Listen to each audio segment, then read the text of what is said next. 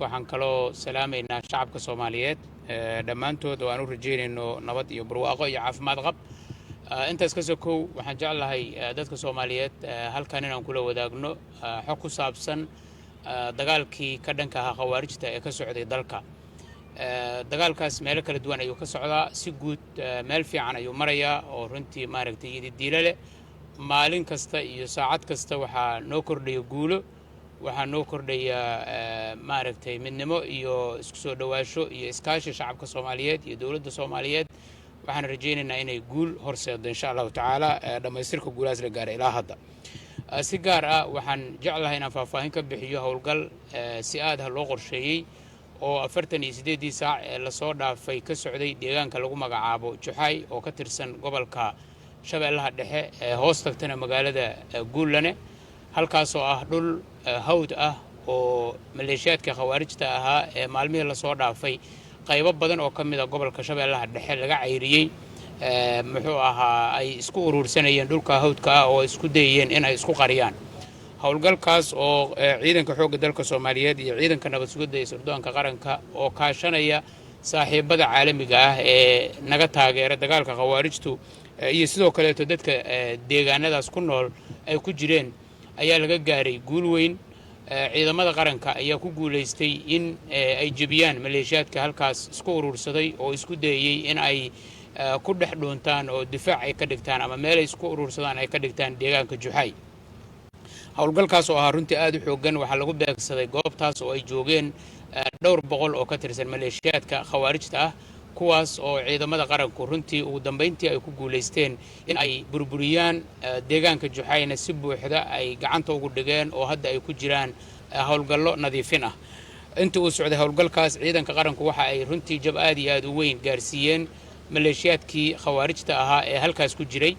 88 ka mid ah maleeshiyaadka ayaa la xaqiijiyay geeridooda in halkaas ay ku dhinteen, kuwaas oo meydadkooda hadda ay ku howlan yihiin ciidamadu in ay soo ururiyaan.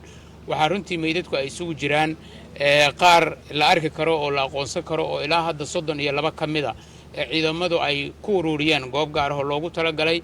waxaa kaloo ciidamadu ay dhulka hawdka ah oo runtii dhul yara ballaaran ah ay ka ururinayaan ilaa hadda oo ay ku jiraan inay ururiyaan meydadka kaleeto oo qaar badan oo ka mid ah runtii aanay suurtagal ahayn in la aqoonsado.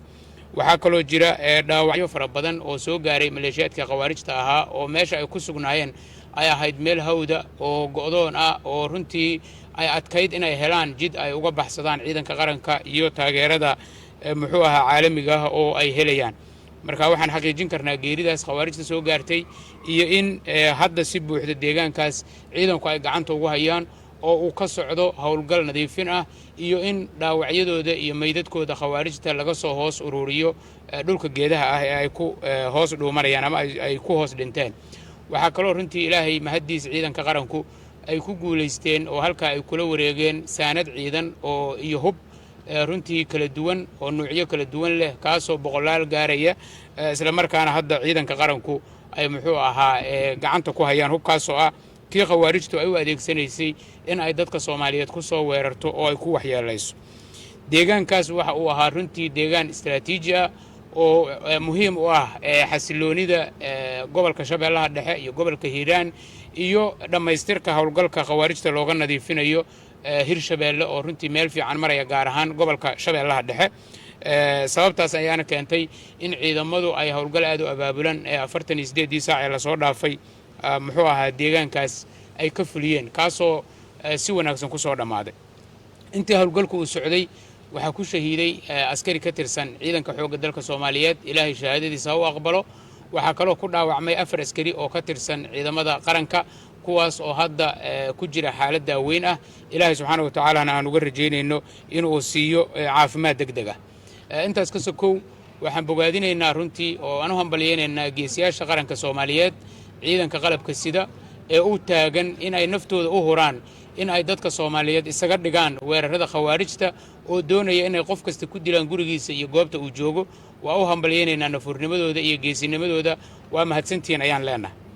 waxaan kaloo runtii mahadcelin iyo bogaadin u diraynaa saaxiibada caalamiga ah ee nagu garab taagan in aan ka badbaadinno dadkeenna iyo dalkeenna iyo diinteenna khawaarijta horarka ah ee duulaanka ku ah. waxaan leenahay iyagana aad iyo aad ayaad u mahadsantihiin garab istaaggiinna. soomaaliyana waa idin xusuusnaan doontaa. sidaasoo kaleeto waxaan u mahad celinaynaa shacabka soomaaliyeed oo aan leenahay guusha maanta waxaa bilow iyo macne iyo karaamo u ah garab istaaggiinna. isaga ayaa macno u yeelay. aad iyo aad ayaad u mahadsantihiin sida aad u dhiirateen. gaar ahaan waxaan u mahad celinaynaa shacabka soomaaliyeed ee hadda jooga deegaanada ay dagaaladu ka socdaan, ee go'aansaday inay khawaarijta iska xoreeyaan, ee go'aansaday inay dullinimada iyo dullaysiga ka hoos baxaan. ugu dambayntii waxaan baaq u diraynaa mar kaleeto maleeshiyaadka khawaarijta ay qaldeen, horjoogayaashu ay qaldeen, oo aan leenahay waa arkaysaan meesha xaaladdu ku socoto. waxaa idiin furan inaad soo noqotaan. waxaad haysataan fursad. madaxda qaranka ayaa idinkugu celcelinaysa oo idinla ka soo taga. kuwiina soo tagay waad mahadsantihiin. dowladda soomaaliyeedna waxay diyaar u tahay inay idin soo dhowayso. waxay diyaar u tahay inay idinku caawiso inaad qoysaskiinna idin jeclaa ee laydinka duufsaday aad dib ula midowdaan.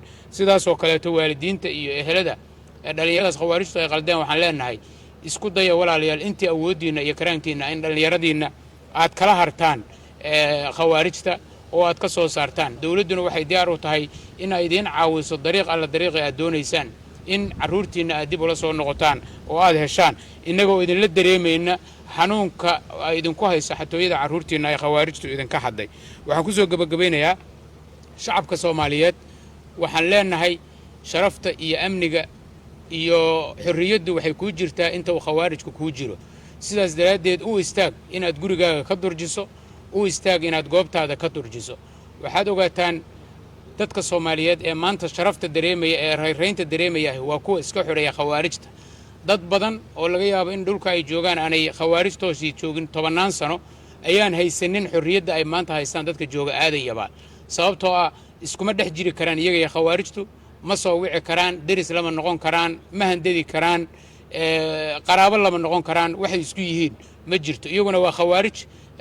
dadkaasna waa dad soomaaliyeed oo muslimiina oo diintooda iyo dalkooda iyo deegaankooda jooga. sidaas daraaddeed inta uu khawaarijku kuu jiro ayay naftaada halista u jirtaa. cibaadadaadana intaas ayay halista u jirtaa. jiritaankaaga iyo sharaftaadana intaas ayay halista u jirtaa. marka waxaan leenahay walaal kasta oo soomaaliyeed ku soo biir halgankan. maanta runtii fursad qaali ah oo ilaahay uga mahad celinayna ayaan haysanaa.